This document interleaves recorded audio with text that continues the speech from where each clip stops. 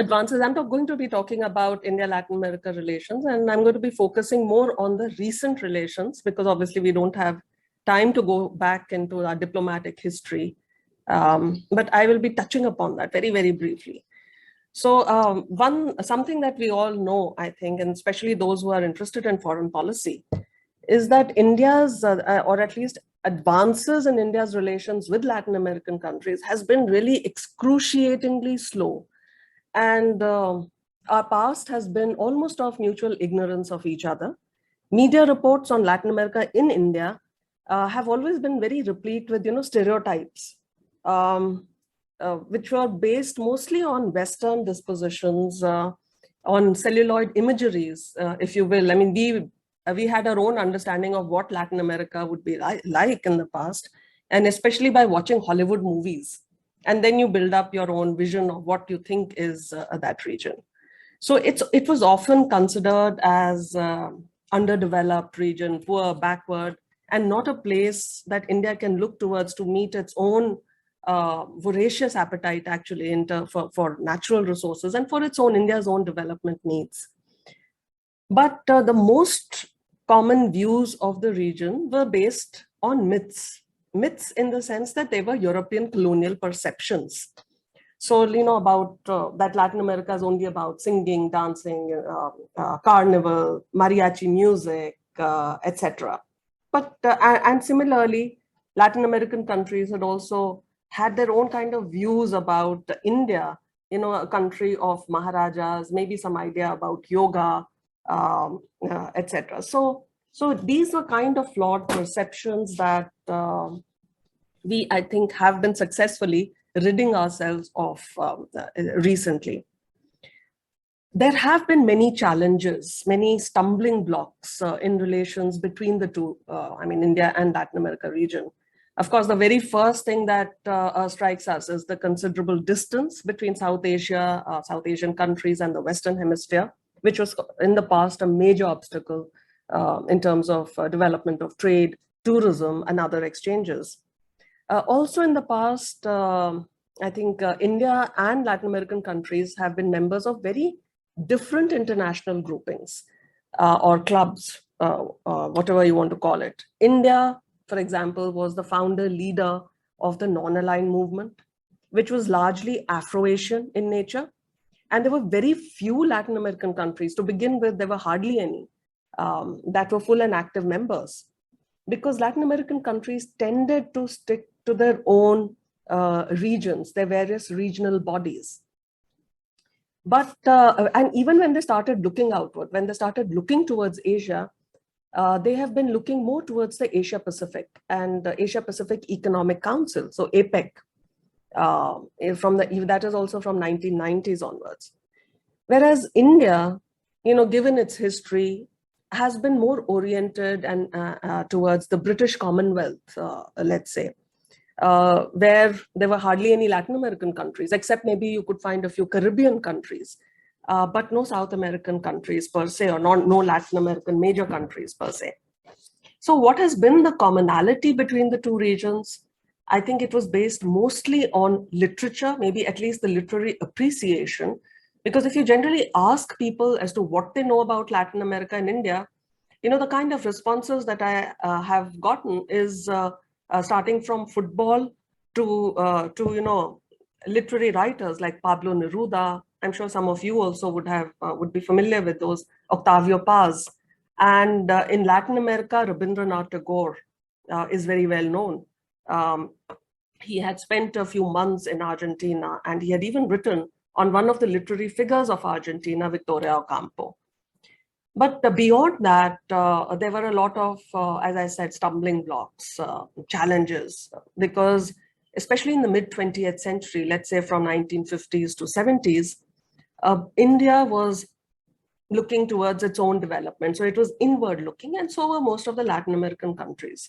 They were following strategies of industrialization, which were called ISI, import substitution industrialization, which, given its nature, was not very conducive to trade diversification, because they were looking inwards and they wanted to substitute, they wanted to go in for industrialization.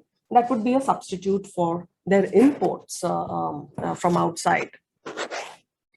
So the history of relations really can be generally considered in these three periods, post-independence of India till about 1960s, which has been called a period of bare acquaintance or nodding acquaintance. It's basically, if you don't know somebody too much, you simply nod at them. So they were called. So this period is called one of nodding acquaintance. Then from mid 1960s to mid 1990s, it's a period of solidarity. And why I'm saying solidarity is because in this period, there were attempts made at the international level at what was called third worldism. This is, or in Latin America, it was called tercer mundismo. It's the same thing as third worldism. So third world countries were coming together, a South-South cooperation, the idea was gaining ground. And this is the period from mid-1960s that you also have the non-aligned movement gaining ground and becoming more popular perhaps with Latin American countries in the 1980s. And this is also a time of certain economic movements like the New International Economic Order, UNCTAD, etc. So again, an understanding between the developing countries, be it for a political reason or for an economic reason. But what is of concern or more interest to us is this post-mid-1990s period called the period of strategic engagement. And this is a period from 1990s when India is going to become a global player. So let's see what was happening in this period. Now, any kind of traditional argument against Indian or Indo-Latin American links has been that this kind of a link is going to fail. It's bound to fail. What are these linkages we're talking about? I just mentioned non-aligned movement, G77, G15, etc. So any kind of South-South cooperation movements, and this was a kind of a thinking that was emerging, that it's going to fail. And while these attempts at South-South cooperation are well-meaning, but ultimately they prove to be futile. And so borrowing from this argument, the other argument of, look, non-aligned movement has not been much of a success. And other kind of movements also like BRICS, etc., and I'm going to be mentioning that now, is also not going to be very successful, has not been so successful as of now. The reason that was given for this is that because developing countries, it's natural for them to look for markets, to look for investments and foreign direct investments and reliable sources for these investments for technology. And all these are mostly found in the more developed countries. So if you are looking for similar countries and agreements with similar countries, it's going to be counterproductive. But the developments that took place in the later part of the 20th century has proved this kind of an argument actually to be wrong. Because from the 1980s, you had the newly industrializing countries that emerged, the NICs as they were called, NICs, which are Mexico, Brazil. Apart from that, of course, outside Latin America, you have Indonesia, you had Egypt, Nigeria, etc. And also the Asian tigers, countries like Singapore, Taiwan, South Korea, etc., Thailand, etc. They gave, a very good choice of, interesting choice of trading partners for Latin American countries, for markets as well. So for Latin America, actually, it became impossible to ignore Asia, and especially East Asia. And which is why I mentioned that 1990s, there is this tendency for Latin American countries like Mexico. I think Mexico in 1991 had joined APEC. Similarly, Chile in 1994, Peru in 1998, etc. And from 1990s comes China. So China, it was a kind of a natural flow. So China and South Korea, etc., start becoming very important in the 1990s. But India, I think India comes into the picture for Latin American countries more at the turn of the century.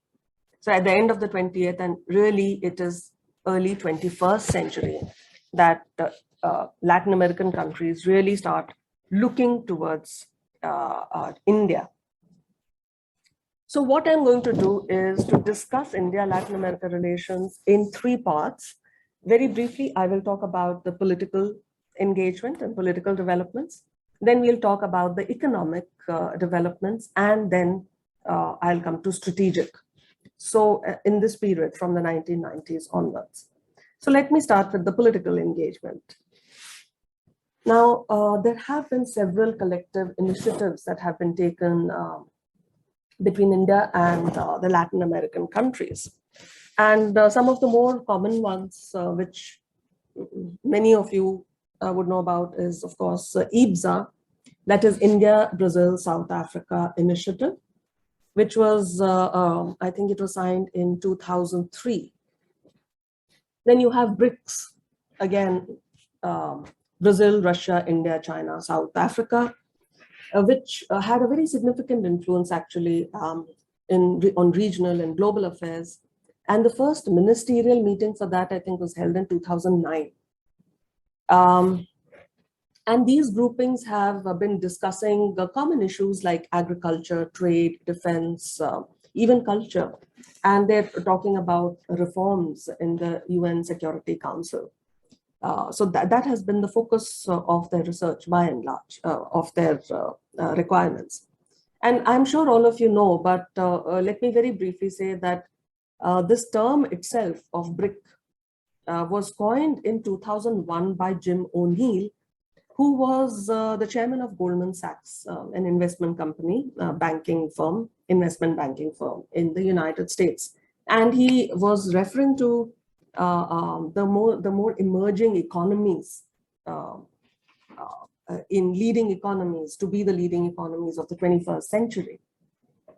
But once this term was coined by him, we find by 2010, you have South Africa also joining in to form the BRICS. Now, let me just briefly talk about the BRICS in the sense that if you look at these countries, the member countries, you find that there are a lot of commonalities between Brazil and India in this.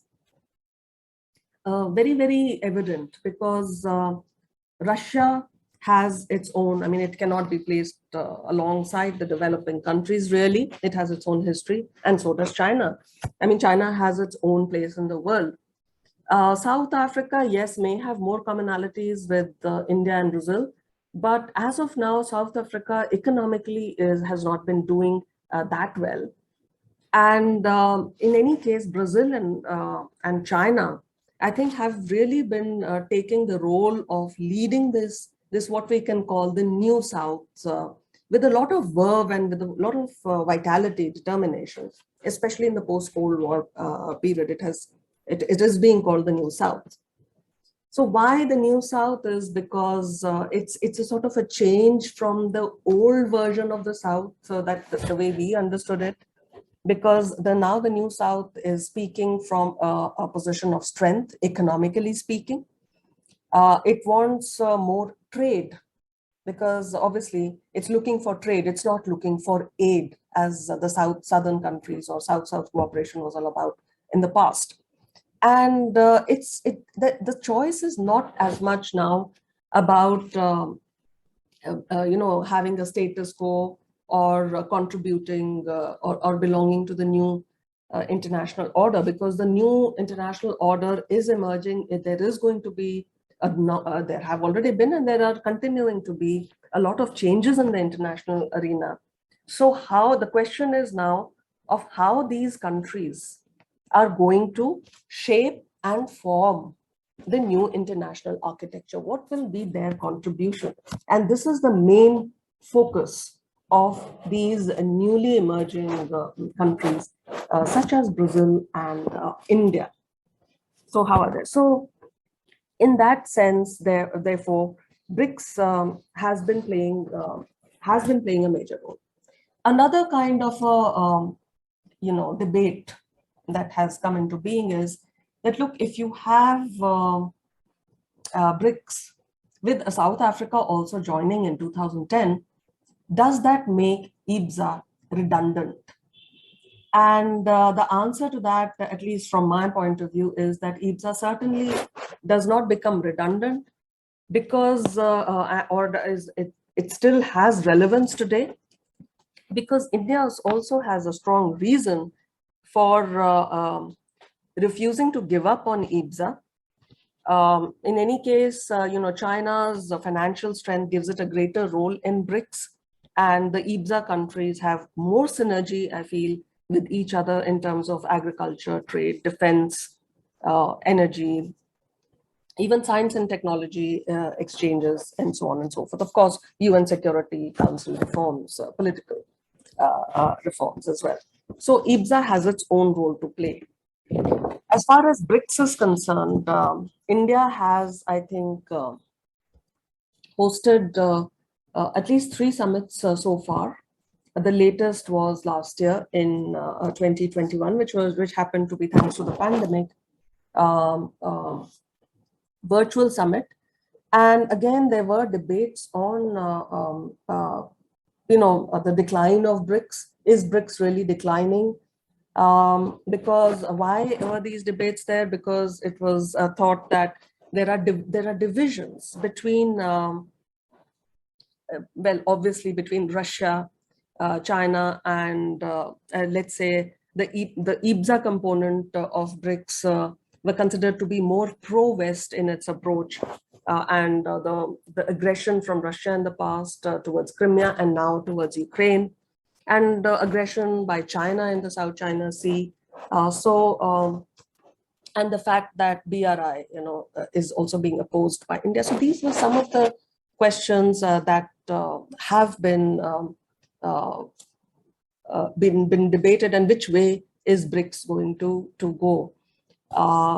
So this is one of the questions. And then there are several other groupings like BASIC, which again involve Brazil there in the multilateral grouping. It's BASIC is more about environment. So it's a grouping which involves environment. Then there are other groupings like the G4, etc.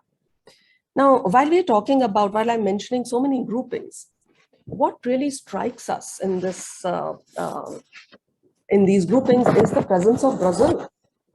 Here we are talking about India-Latin America relations, but multilaterally speaking, I mean, most of the groupings that we are commonly a member of includes Brazil.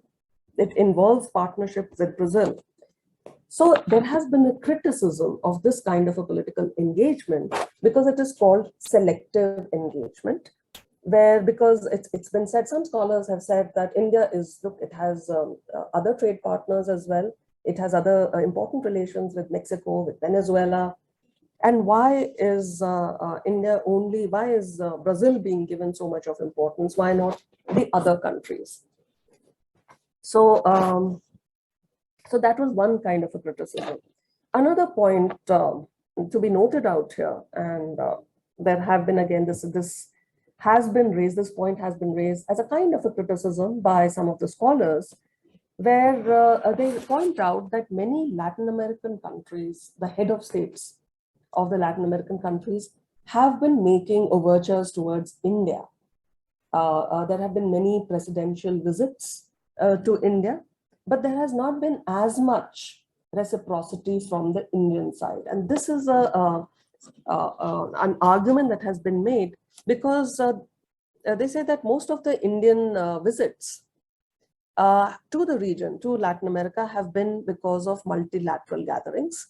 Like, we mentioned BRICS or Commonwealth Head of Government meeting, or Rio 20 or G20 summit that was held in Mexico, etc. So, and especially with our current Prime Minister, he is known for his foreign policy and his overtures towards international overtures. So he's been very particular about it.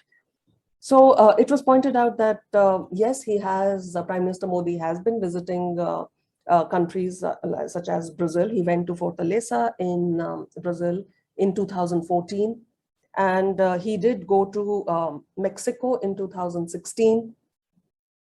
And of course, he also went to Argentina. Now, but the problem here is that Brazil, again, it was not exactly a bilateral visit. It was, again, a multilateral visit. And on that basis, the argument was, and Argentina, he went in 2018, was for a G20 summit. Mexico, he did go. And again, it was because he was visiting the United States. So he did drop off he thought he would pay Mexico also a visit. But I think these visits were important. I mean, if I want to rebut these arguments which are being made, to a certain extent, of course, I'm sure, I mean, even I agree that India can make more overtures, but to a certain extent, these visits have been rather important for Latin American countries. And so much so that India had also agreed to sign a strategic partnership with Mexico in 2016. And Mexico had agreed to support membership of India for the nuclear suppliers group.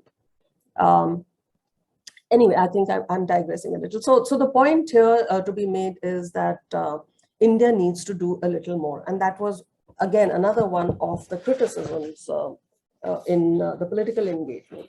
Of course, India does have a lot of both the region, not just India. India has a lot to learn from Latin American countries, certainly.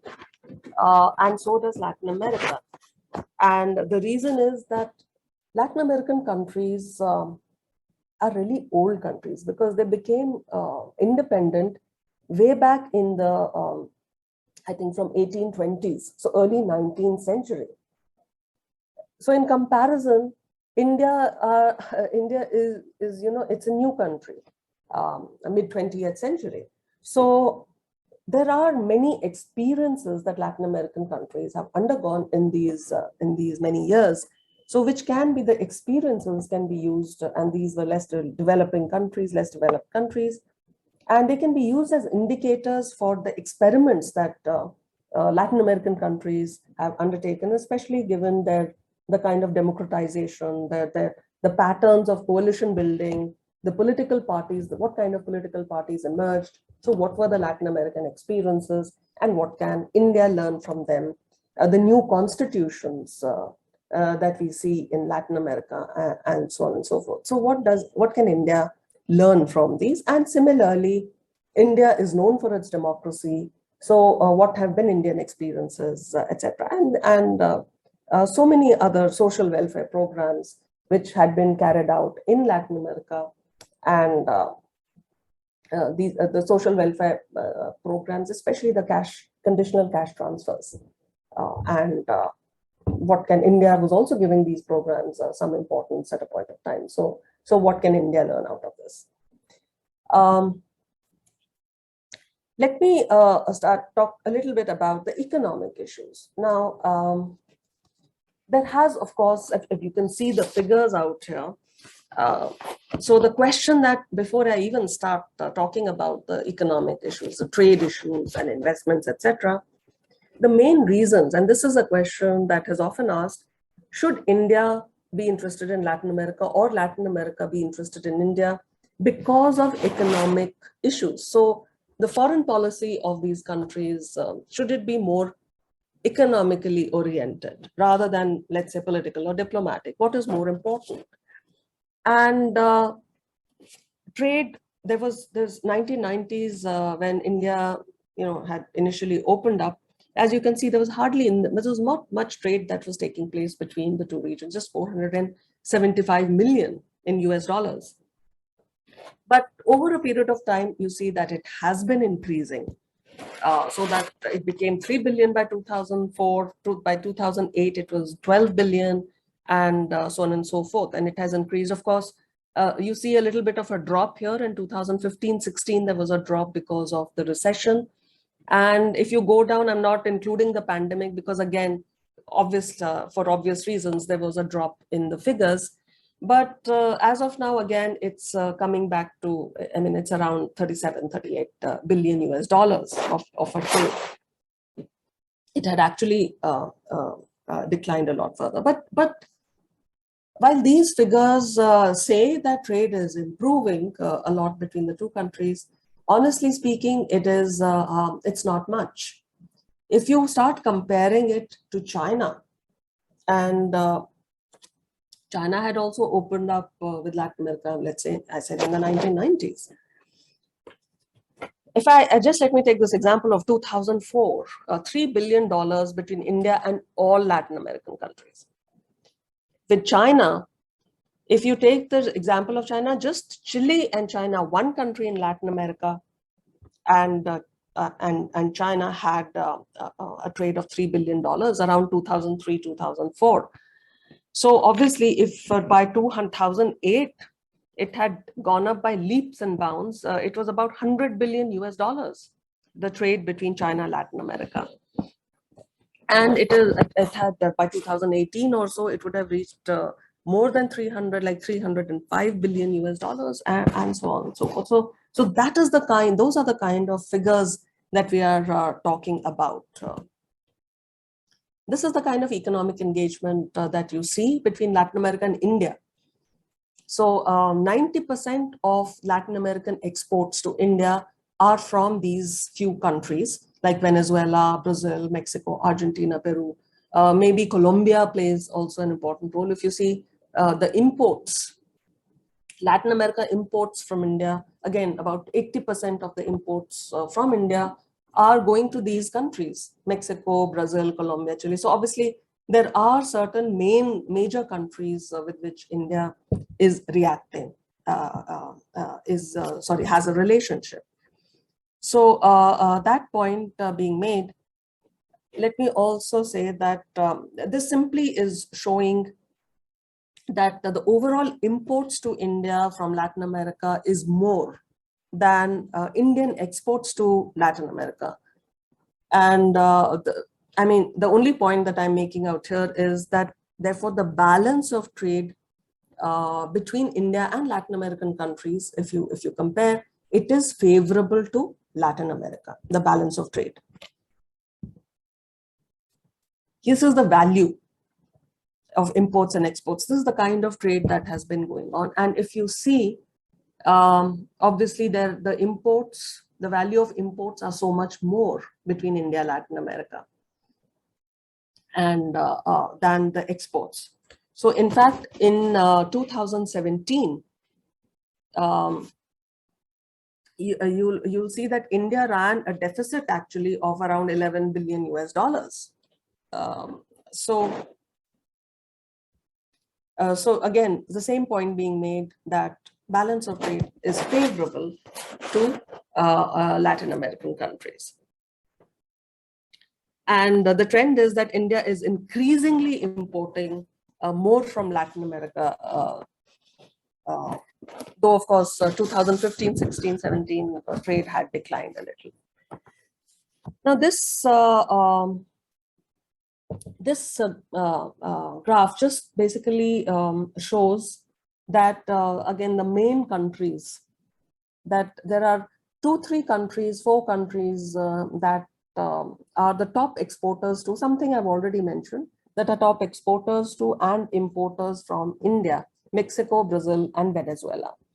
And most of the trade is in agricultural, mineral, natural resources. That is what Latin American countries are selling to India, or those are the exports to India. And Indian, obviously, economy requires these natural resources, most of these commodities, in huge quantities. So India's energy needs are enormous, and most of the imports from Latin America are directed in the energy area. So oil, for example. Reliance, which is one of India's largest private oil companies, has a very active presence in Brazil, Mexico, Venezuela. And there are so many other examples that you can take. And some of India's imports also, apart from crude oil, actually we are importing crude oil, and minerals like copper, some edible oils, pearls, precious stones, etc., even gold, newsprint, that's another import. And in return, India finds that Latin America also provides a natural outlet for many of its own products, India's products. This is again the same. India's products, like from traditional ones like textiles, garments, to even new ones like cars, pharmaceuticals, chemicals, IT, in services, machinery, and mechanical appliances. This brings me to the point on the trade commodities and the trade patterns, therefore. So what we find is that with some exceptions, if you look at the kind of products, what are the top 3 imports from, let's say, of India, of course, from Argentina? Vegetable oils, wheat, and leather. This is, the share is 85, so almost 85% of the total trade between Argentina and India, or rather exports of Argentina to India, is oils, wheat, and leather. Similarly, for other countries, from Bolivia, crude minerals, leather again, hides, skin, basically related to leather. So again, and 90% of the trade with Bolivia is on that. Now you look at the exports, India's exports to Latin America. So some of the exports here you'll find are those in which Latin America is also a major supplier to its own region. So this essentially what it means is a little bit of competition within the region. So India has been playing a major role, increasingly more of a role, as a supplier of manufacturers to the region. Therefore, competition with Latin America is expected to intensify. However, it's not a major problem as of now. That is to say that there has not been much of trade diversification, and there is not much of competition as of now. Indian products and Latin American products as of now are still complementary. In fact, India can do better. There are certain areas in which India can do better, like in pharmaceuticals and also IT. These are areas where India can expand. Now, if we look at, and this is a point that I really have to make about India and China. I mean, if you're if you look at the kind of products which India has been exporting and importing from Latin America, it is somewhat reminiscent of the typical history of Latin America, where Latin American countries were exporting only raw materials, primary goods to Europe, to the United States, and in return were importing only manufactured goods. So and this is something that had what had led to these countries being said to undergoing a kind of a dependent development. Dependency theories became very important in the mid-20th century, especially. So this is a major concern of most of the Latin American countries, again, especially vis-a-vis China, and to a certain extent vis-a-vis India as well. So the criticism is of the trade pattern between the two countries, between India, China, and on one hand, and Latin America on the other hand. But many scholars have argued that with India, Latin America is not that much concerned as it is with China. And the reason is, one is this, the trade balance. I've already mentioned this, that Latin American countries, the trade balance, overall trade balance of Latin America is much more, it's favorable to Latin America than it is to India. So in that sense, Latin American countries should not be concerned. Also, the fact that India, with its growing middle sector, points towards an increasing market for Latin American goods. And there is a similarity of preferences in the middle class between, for consumer goods, between, let's say, countries like Brazil and countries like India. And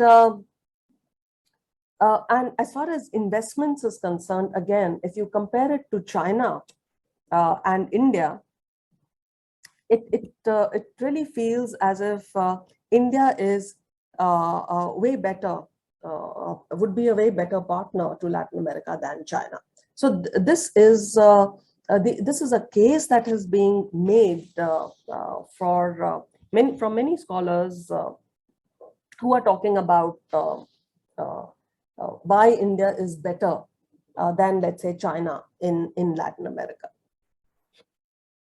So, of course, with India, future of investments is also more from private companies, unlike China, which has more state-controlled companies. And state-controlled companies usually invest with some kind of a political or otherwise agenda in mind. So these are this was investments, but compared to China, Indian investments are much smaller. And again, as I've already mentioned, so I won't go into the details, pharmaceuticals and IT. Now, this is just a point that I want to make about, there were many reports that had come out, let's say in 2009, 10, etc., about, it was done by IDB, World Bank. This is a World Bank study, which was arguing about what are the pros and cons of Latin America's trade with economic relations with China and India. Is it an opportunity or is it a threat? And the findings of that study said that the gains that Latin America has from engaging with both India and China seem to outweigh the transitional pains or this is a period of adjustment that Latin America needs to go through. And these adjustment pains are a part of the process. And because the problem areas are in specific industries and also in specific regions. For example, Mexico and Central American countries in Latin America are more competitive, especially with China, but not so much the South American countries like Brazil, Argentina, etc. So they have gained. Latin American countries have obviously gained. Why did Latin American countries not undergo recession, the global financial crisis of the 2007-8, that period? Latin America was not much affected by that. And the reason is because in that decade, they had a lot of profits that they had made. They had a lot of demand for natural resources coming in from China, especially, and lesser from India, which is what had given Latin American economies that boost. So in that sense, these economies have benefited from these countries. And these benefits have yet to be exploited fully. Yeah, I'm shooting my time limit. So, so what should Latin American countries do? There are, of course, there was another report which had talked about this. Diversification, that Latin America should diversify their commodity production for exports. They should brand themselves. They should not focus only on actual production of natural goods or primary goods, but they should diversify. And whatever goods that they produce, they should have a brand recognition. Mexico known for its tequila. So if somebody is talking about tequila, then they would only want to buy Mexican tequila, etc.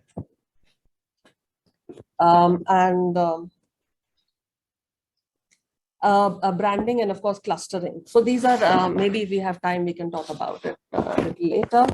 And then the regional groupings in Latin America are because of their nature said to have could be beneficial also in terms of trade with India as well.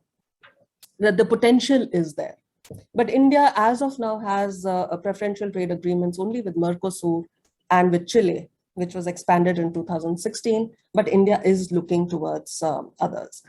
Of course, increasing defense ties, but at a very, very preliminary stage. So let me just now talk about what is India's foreign policy, therefore, approach towards Latin America, especially recently? India has signed 3 strategic partnerships with Latin American countries, with Brazil in 2006, with Mexico in 2016, and with Argentina in 2019. Now, the strategic partnership is a new kind of a relationship, and it need not be focused only on economics. It could be focused on security. It could, I mean, there is a variety of partnerships that one can have. So it combines a flexibility.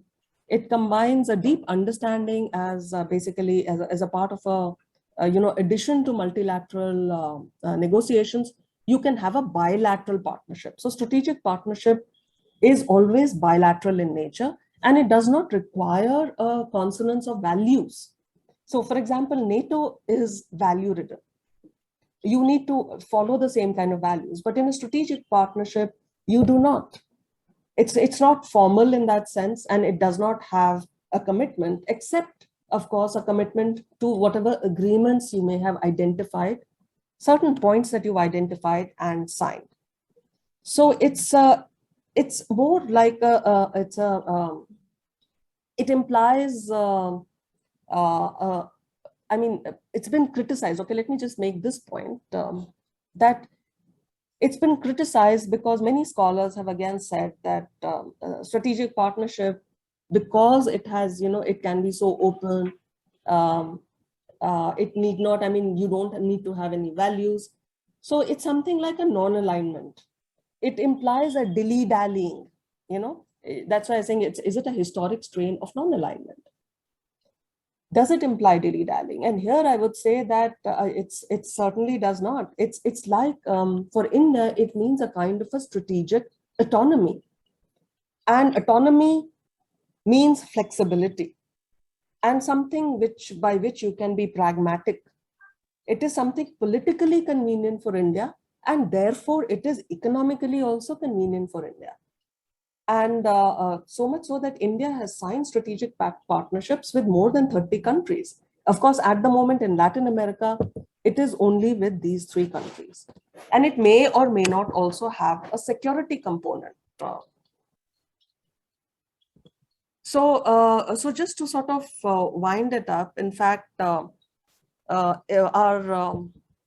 External Affairs Minister Jaishankar, and I think it was in 2019, he had given a speech on foreign policy of India, where he had talked about 6 phases in India's evolving foreign policy. And he seemed to be using more the concepts of borrowed from management.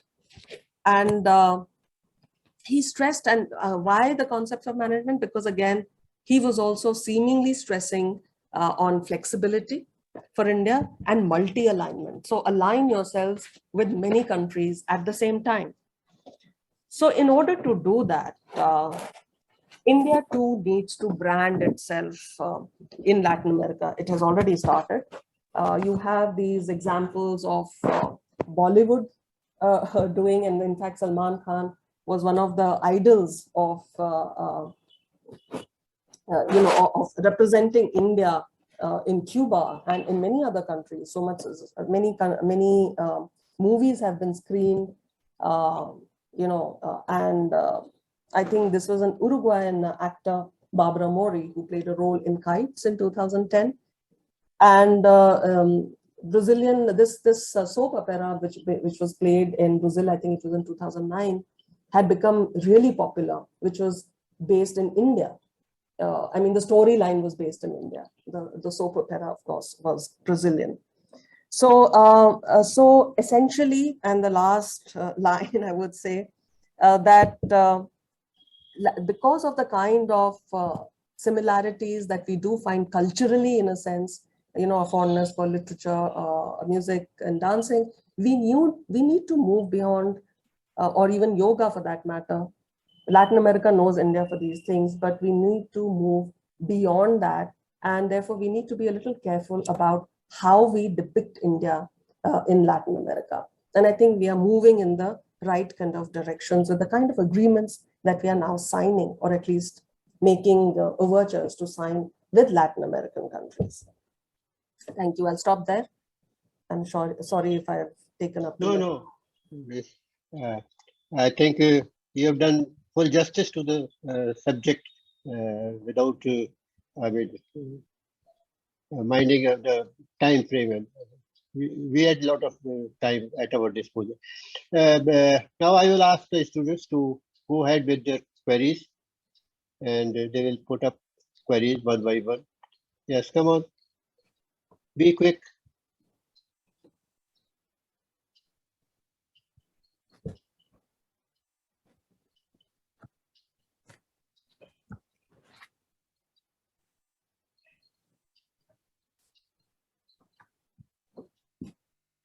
Yes.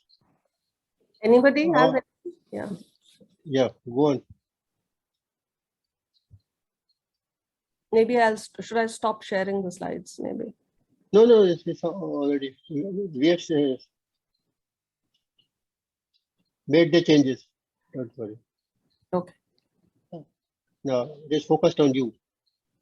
Okay. Now, before the students ask any questions, I have a few queries to make. Yeah, I would sure. like to know your views on that. There are two things. One is there was a program adopted by India, Focus LEC program. So what has happened to it? Is it still there? Yeah, Focus like 1997. Yeah. Right? It is still there.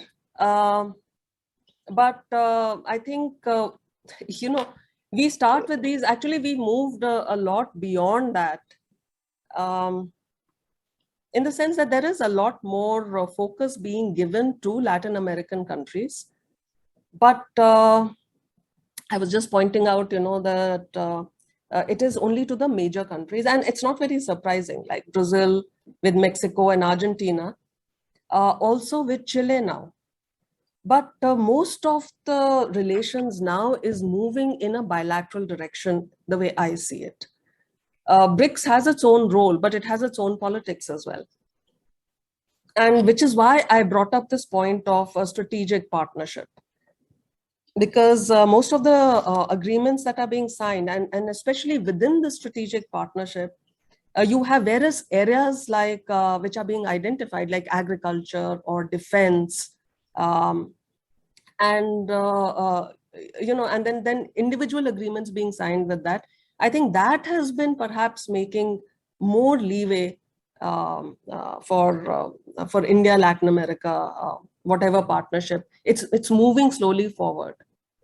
So it's a very slow movement, though. I mean, I should say that it is very time. It's going to take a lot of time, but there are very interesting, innovative ideas that have come up. For example, Chile has started what is called Startup Chile, which is encouraging entrepreneurs. And of course, this is open to the entire world. The interesting thing is that many Indian companies have moved to Chile. At the moment, I think there are 12 in Chile, but many of them small little startups, entrepreneurs, business persons moving to Chile, being helped by the Chilean government. And then Chile invites, it's an open economy. Chile is an open economy. It invites investments from all over the world with very little restrictions. That gives these startups a boost. And then they move on from there. Once they establish themselves, they even move out of Chile. So many of them have gone to the US, especially the Indian companies I'm talking about. So that those kind of agreements, and agriculture with Brazil and with Argentina, especially in 2019, we have expanded our agreement with Argentina. So focus lack or no no focus, I don't know. Yes, it was very slow, but at least we seem to be moving somewhat in the right direction now. But I mean, compared to China, there is no comparison. Actually, there's not much of a comparison. Let me pity one thing more. What about people-to-people contacts between India and Latin American countries? Do you think enough has been done on the part of India to encourage this people-to-people contact? We keep talking about it, but I think a lot more can be done. We had, and I'll let me talk about the academic part of it, since I mean, the question is the government doing anything about it? Entrepreneurship and business has its own level of contact. But even when I skipped over those slides on the defense. There also the same point I was making, and academics, same point, that it needs to have some kind of a government backing. So way back in 1969, and this is when Indira Gandhi in 68 had gone and visited many of the Latin American countries. In 69, we had come to an agreement where it was said that we will be having Latin American Studies Center in India established. Now, UGC came up with a center at Goa University. It was area studies was being funded. And we had invited, let's say a Brazilian professor was invited in that center. There was a seat, Brazilian Studies chair. But of late, that program itself, UGC has scrapped the area studies funding because of shortage of funds or whatever it is. So that center has shut down.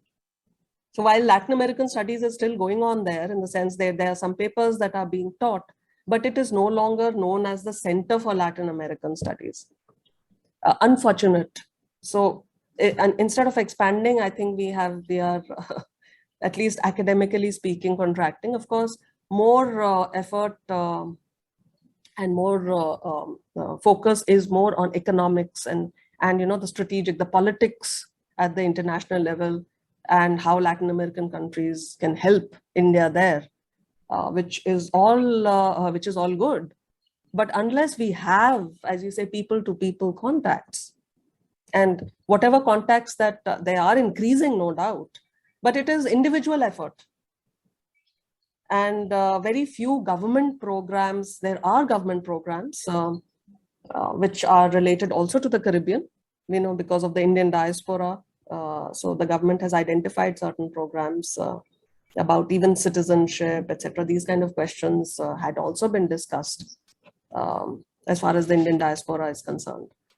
But on ground, very little is happening. There was there is one program, forgetting the name of the program, where individuals were being invited, students, young students being invited on that program from the Caribbean region to come to India.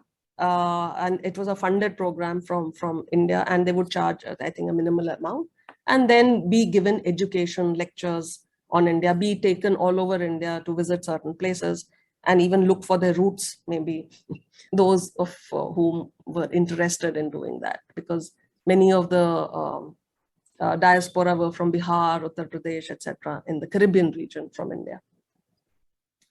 But a lot more needs to be done. We are really at the... You're right. I mean, don't you think that the distance is, accounts for, from lack of growth in tourism? I know 2 years back, I was invited by Professor Salvador Reza for an international conference at the 11th hour. Just 48 hours, I think 56 hours in advance, I was asked to whether I can join. It was an emergency call to me. Then I checked up with the routes, and I My God, it takes about 36, 37 minimum. That much. Yeah. So I said that let me think about it at this advanced stage of my life. Can I take this trip? I mean, traveling continuously, whatever route you take to Middle East or to Europe and all that, it will take at least 40 hours and constant traveling. So I think tourism, has not picked up, maybe because of this distance problem.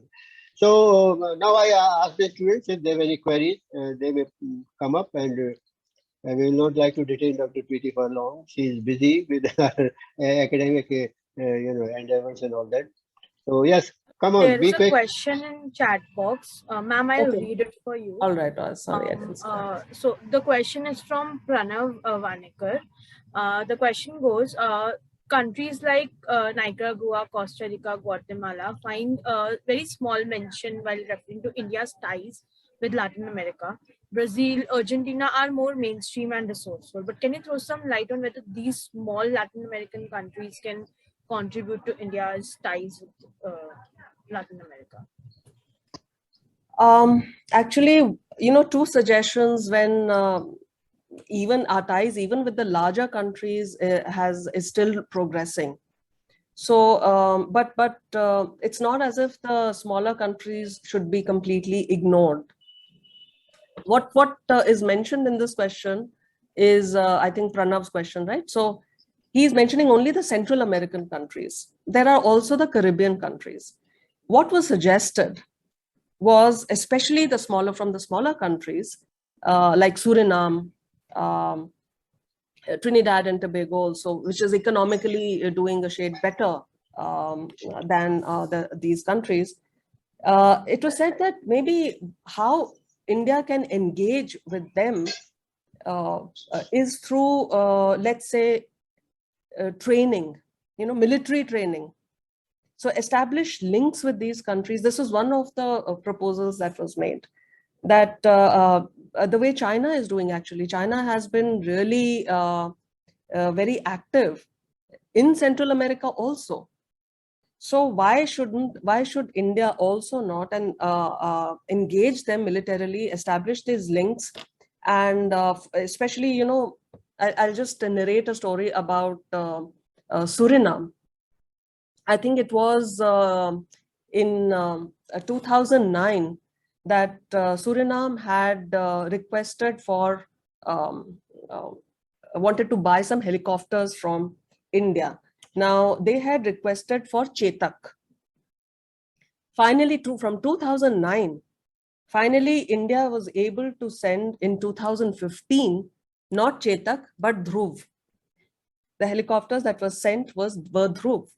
And it was on the basis of the lines of credit that was anyway established between India and Suriname. And so Suriname had used up that line of credit to buy those helicopters from India. But even there, I mean, you look at the time, the amount of time that it took for them to get back.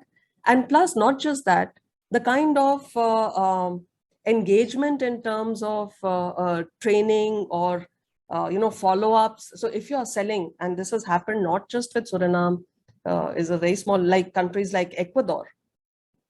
India had sold something like, I think there were seven Dhruv helicopters that were sold to Ecuador. Again, around 2015, I think it was. I'm not very sure of the year, but I think it was around then. Out of which I think 3 or 4 crashed. And I remember at that time this debate that was on as to why did these helicopters crash? What were the reasons? Was it pilot error? Was it lack of after sales service? Or the lack of understanding between the two countries, follow-ups, lack of spare parts. So follow-ups is very important, and maintaining the links are very important. And certainly smaller countries like these also cannot be ignored. I mean, it's not that yes, we are signing agreements with Brazil, Embraer, etc. With Argentina, there are so many agreements, but every little step does count. And I think this suggestion has also been made that smaller countries should be involved. So far, there has not been that much of an involvement of the smaller countries, because smaller countries are the ones that would require guidance from India, and perhaps India can be beneficial there. And especially, again, Central American countries are very concerned because of, especially like Guatemala, mining is a major worry for Guatemala, because mining investments especially by China. So they would prefer India any day to China, China investments. Especially the people in these countries are very worried about Chinese investments coming in. I don't know if that does that answer your question to a certain extent? I think he's a invited guest today, Pranav. Okay. He has applied for internship, and I thought that he should have a glimpse of what we are doing. And he has worked with ORF and many other, research organizations. So I invited him for today's lecture and all that. Any more questions? Yes, sir, I have done. Yeah, go on. Yeah, please. Good evening, ma'am. I am Priti Verma, a final year student of Master in International Relations. So, ma'am, as you mentioned, first of all, thank you for such an insightful session. Ma'am, as you mentioned in your presentation, and so the relation of India with Latin American countries are really underdeveloped, I would say. I'll use this term, but like, can you throw some light on, how India and the Latin American countries, like on what basis they can work upon, or to, amplify these relations, to grow these relations? Okay, thank you, Akriti. Actually, we have already, that's what I was hinting at when I had started making that point on strategic partnership, which India is moving towards. So India has signed there is a lot of potential, let's say, especially with the larger countries. Already we are working on agriculture. Again, it's potential. So agriculture, technology, science and technology, what is the latest kind of technology that we can learn a lot from each other. On energy, because India requires, obviously our energy requirements are, enormous. So how do we fulfill those requirements? And especially the renewable, because non-renewable energy is becoming a problem. So renewables like, let's say, nuclear, ethanol, that's another, as far as nuclear is concerned, again, it's Latin America, which has a lot of uranium deposits. Ethanol, again, Brazil, because is a major producer. In fact, Brazil has started producing something called flex engines.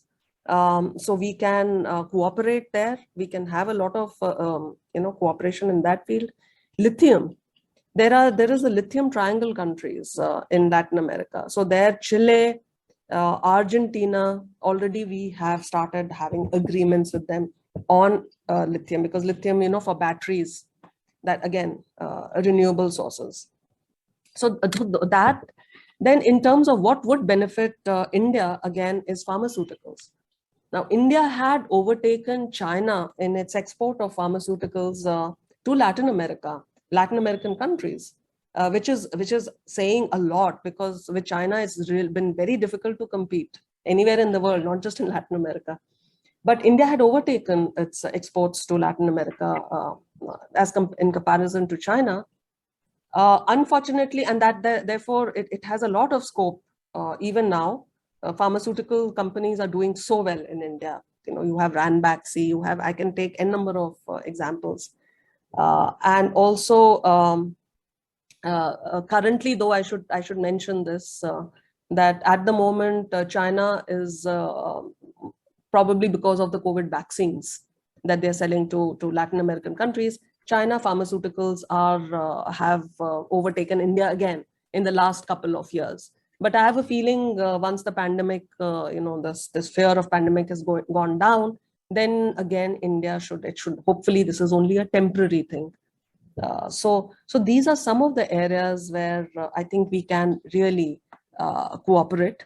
And space, again, science and technology is doing so well. We have already peaceful uses of outer space. We have signed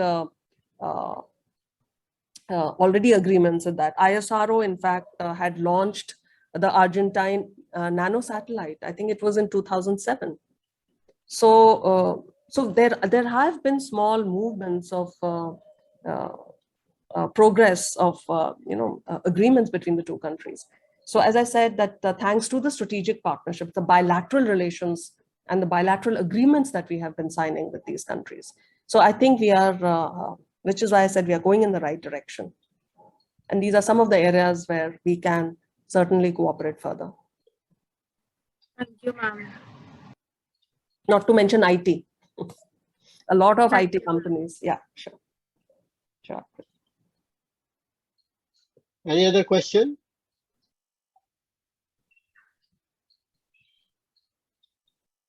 I think, Dr. Priti, you have already explained everything in detail, very comprehensive coverage of the subjects, the relations with India and Latin America.